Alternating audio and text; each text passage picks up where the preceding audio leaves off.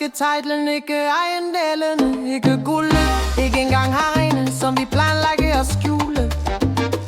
Vi går tomhændet med vores lommer helt tomme. Vores fotos opbevares i en eller anden skuffe, da vores smil ingen kan dele. En arving for huset, en anden for ring, som man aldrig bar. Den mest loyale arving for hovedpinen at tage sig af inventar. Stemmer stiger i hallen, afslører skjulte interesser om alt, hvad de kan tage fra vores bo.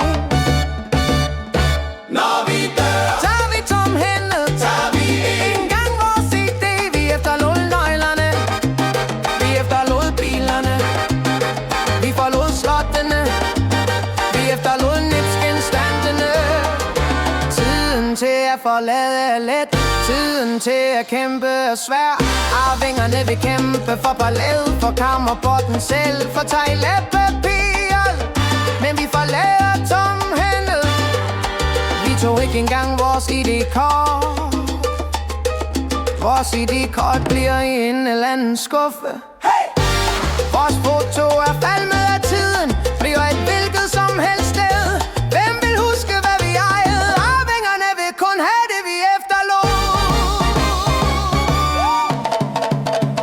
Det vær så ballade på bakken, billedet af helgenen, der skaller af nær køkkenvasken. Det vær så den rustne pande, det vær så kammerpotten. Arvingerne vil skændes om alt, hvad vi efterlod, bortset fra os. En arving for bordet, en anden siger: jeg beholder bilen, jeg tog mig af far, før han døde.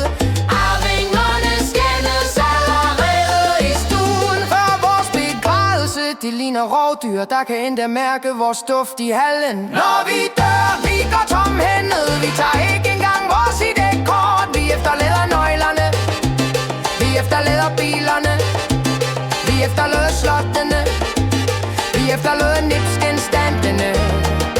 Tiden til at gå er let, tiden til at kæmpe er svær.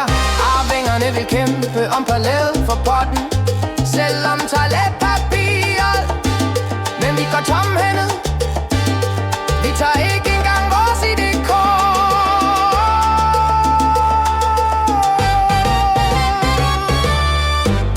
Uanset om det er et storslået palæt, uanset om det er en lille hytte, arvingerne vil skændes om alt. Der er ingen forsoning, de vil have deres andet, de vil have valgt nu. De vil skændes om vores gamle sko, de vil skændes om vores møbler, vi vil skændes om